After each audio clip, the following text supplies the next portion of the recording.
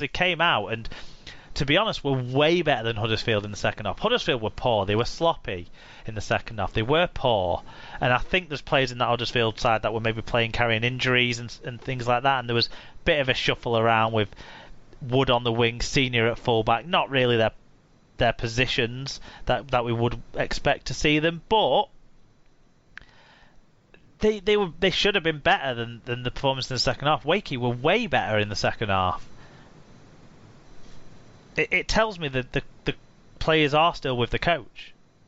Yeah, and without spoiling the next game, I think you can view that kind of story coming out as a bit of a low point, can't you? And it's all hopefully going in the right direction now for them, and hopefully they can pull it around, because I don't think Chester's a bad coach. I think he kind of. I think his approach kind of suits a team like Wakey. So at no point did I particularly single him out as the cause of Wakey's run. I think it was just a combination of factors that kind of put them where they were, really. Yeah, and I think this run in any other season, maybe you would be right to be having such a big expose on the problems, as it were, potential problems, and you would be looking for the root of the issue. But in 2020, come on. Yeah. Cut a guy a bit of slack this year, I think. Yeah. In terms of the players on the pitch, Jacob Miller was great. He set up tries, but not just with his vision and his kicking game, but also with the hit that he put on Sam Wood that got the ball back for the match-winning try with only 5 minutes to go. So, he had a big involvement throughout the game, especially in that second half. So, deserved man of the match, definitely, in this one for me, Jacob Miller. Probably the best moment of playing the game came from the other side, though. I think Turner's try with our friend Jake Wardle coming in from the unaccustomed wing position. He found his way back into the centres for this kick. Took Caesar's accurate kick and the offload he managed to Turner. It was really nice stuff from the young star, and I just think every nice moment of Jake Wardle play we're gonna notice because we do like the kid. Yeah, he's got a big future. Do you agree that it was for the Wood and Miller tackle? Do you agree it was a knock on by Wood? Yeah, it was a loose carry, and a good hit. I think that's the way I saw it. Yeah, I obviously I've only seen the highlights, but they did focus on that, and I didn't have any problems with it being given either. So yeah, a deserved win, I would say. Yeah, well earned by Chester and his men. On to Friday then. 2 games. So we didn't get to talk about the Hull FC versus Catalans game in the south of France because it didn't happen, as we've talked about in the news. But on Friday, Wigan were back in action after their COVID break, and they were playing Salford in Salford's first appearance since the Challenge Cup final. And Wigan blew them away. It was 30 points to 6 at half time, and it was 58 points to 12 by full time. Chris Kendall was the man who had the best seat in the house to watch the Bevan French show. In terms of the stats, 372 more metres, a better average gain than their opponents, earning 7 more breaks and making 2 fewer errors. Stats support a comfortable Wigan win. Salford were below 90% tackle success rate, which we know is bad.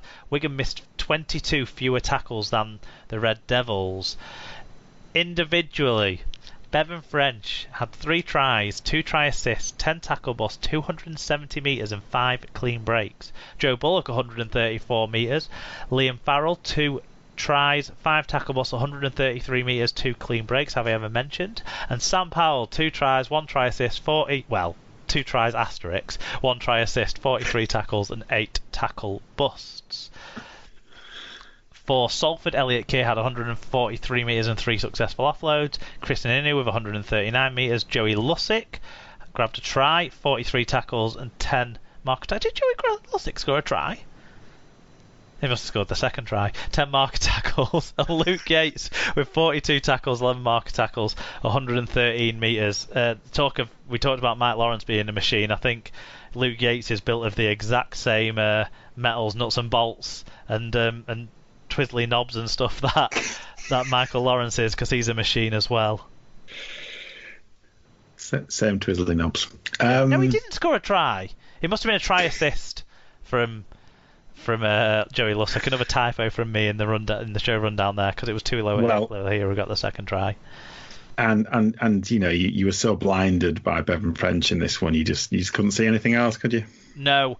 But the disciplinary did see a couple of things. Callum Watkins got a grade A dangerous contact charge that carries no penalty, no match penalty notice with it, but Salford gave him a game off anyway. And James Greenwood from Salford also got a dangerous contact caution in this game. 2.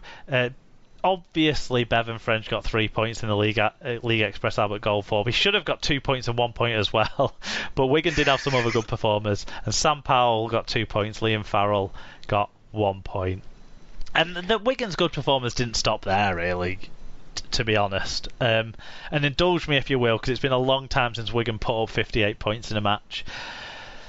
I thought Joe Bullock and Brad Singleton started the game really well. They set a good platform. In fact, Brad Singleton started his Wigan career really well, and I think he's going to feature quite strongly in Wigan's promotional material for next year, because he's doing good. Powell was really strong off the back of that. He started showing the running game that we saw earlier in the year, which had fallen away a bit, and so it was good to see him get that back, because he had been really good earlier on in the year with that. Farrell, Gildart, Burgess, they were good on the golden edge, but really, that's all just surrounding fluff to the main event. We talk about those things just as a precursor to heaping adoration and praise on the biggest enjoy him whilst we can man that Super League has right now, and that is Bevan French, because we know he's not going to be here next year. His interview at the end of the game gave the game away. But Wigan will do what they can to keep him, and if they can keep him, I think everyone in Super League should be pleased, because we get to watch him. It's just massive involvement in Wigan's attack from him, shown by the stats. But the stats don't even tell you enough. You need to go and watch what he did to fully appreciate the skill and the pace and the speed. Look, everyone watching hates Wigan, but they can't hate what they saw out of Bevan French. I'm not purporting to speak for everybody, because I don't. But obviously, I've only seen the highlights. I didn't get the opportunity to get excited as you obviously did. This result seemed entirely predictable to me, and it didn't surprise me that Wigan were cutting Salford to ribbons because of the difference in their preparation. So for me, the individual skill I can appreciate. The speed is obvious. But it felt, just from listening to the commentary, they were getting a bit excited about a game for a team that's had an enforced rest, I accept, but have had a good rest. Salford haven't had a rest. Salford have been playing, and obviously they played a number of players that kind of featured in the cup final. It just felt like an entirely predictable game to me, and the commentators were getting a little bit excited about how good Wigan were, because you would expect them to win this one comfortably, and they did. So I think that was fair enough. Yeah, but do you know what I mean? I know what you mean, that Wigan would have been expected to win this game, and it wasn't a shock. And Salford's changes were weakenings, like Ashall Bot for Evalds is a weakening. You could, I don't know, Atkin for Brown is a weakening. Well, a fit Brown would be a weakening of the side as well. No Gil Dudson is a weakening of that side. So yeah, okay, but I'm just providing a bit of grit in the oyster. That's all. But the highlight moments that came off the back of Bevan French in this game were just like outstanding, and you can't put that down to all those points, because they were individual moments, and they were in the first half as well. It wasn't like they were when people would have been completely gassed and given up the count, sort of thing. I mean, we know Sam Powell's second try shouldn't have counted. Downward pressure or not, as a technicality, his contact with the ball that he had, it was not control of the ball. It might have been contact, but it wasn't control. He lost control. It should have been a knock-on. We need to look at the way that law is applied and interpreted to stop tries that just don't feel like tries being given as tries. I would agree. Yeah. But then the very next set from the kickoff, and there can be no arguments about the play of Gildart, Burgess, and ultimately Farrell down that left edge for Wigan. That was a brilliant try.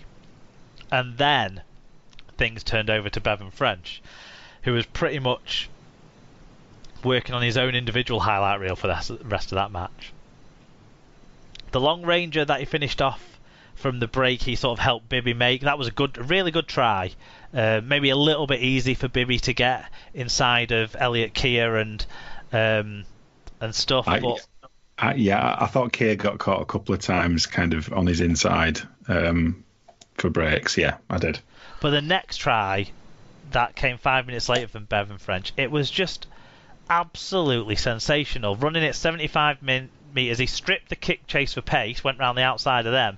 Then he dazzled Inu and Lola here with his footwork. I mean, you've seen people then kick and go around the outside, right? But to kick and go around the outside of one, then kick and go around the inside of the other, while in that sort of space, you just don't see that very much. It was dazzling. I'll give you that. That was good. It was good. I'm not saying it was bad. I'm not saying any of this was bad. Don't misunderstand me. I'm just saying, just don't get too excited about beating, Week and Salford side 5 days after a cup final. That's all I'm saying. 6 days, and it's not about and the losing Challenge Cup finalists have won the match after the Challenge Cup final every year since 2010. I think was the stat they gave, something like that. But a long run of them winning the next week, right? So don't give me that. I know every other year they haven't had to play 3 games in 2 weeks beforehand as well. They'd only played the 2 games, so I get that. But excited or not about beating Salford, I'm excited about what Bevan French was still able to do in this game, and hopefully, from a Wigan perspective, from my perspective, he keeps that up. But 2 teams that'll be sort of leading the race for hoping that he doesn't keep it up happened to play the game following this one, which was St Helens versus Leeds. Liam Moore was the referee. Oh, actually, it's your turn. Go through it. So you're getting carried away. Yeah. It was indeed St Helens 40, Leeds. You were transitioning. Yeah. Exciting. It was 22-0 to Saints at half-time, perhaps understandably. Stats show that Saints were dominant in this game. They made over 1,800 metres, which was 700 more than Leeds, with a 2.7 metre per carry better average gain and 7 more breaks. They did make 3 more errors, but otherwise the score could have been much, much worse for Leeds. For Saints, James Roby with a try assist, 44 tackles and 10 marker tackles, no misses. 5 tackle busts, 153 metres and 2 clean breaks. Is that? Are you mixing 2 people's stats up there? Or nope. No, that's just him. He was amazing in this game. Yeah, he's all right, isn't he? Tommy Makinson with a try assist, 5 tackle busts, 270 metres. Josh Sim with 3 tries, 11 tackle busts, 164 metres and 3 clean breaks. And Zeb Taylor with a try assist, 42 tackles and 128 metres. For Leeds, Cam Smith with a try, 51 tackles, 12 mark tackles and 5 tackle busts. Liam Tyndall with a try, 5 tackle busts, 133 metres and 2 clean breaks. Luke Briscoe with 108 metres and Jack Walker with 101 metres. St David said, another mismatch against a weakened team. Enjoyed this though, as champions played fast and hard. Academy watchers had told us Sim was a good one, and he showed that in this one with great balance and strength for his hat-trick. Tough week coming up. Time for Saints kids to have a go before the derby. Onwards. And Mike Webb 58 says, Saints can only play what's in front of them at the moment. Difficult to judge them though, as teams are saving their power for easier games. Still some great tries, and the selection headache of Jack Wellesby versus Josh Shim for the centre spot is going to be fascinating. Looking forward to seeing how both of them and other youngsters go against Salford. Yeah, and I think Matty Costello would have been in that conversation too if it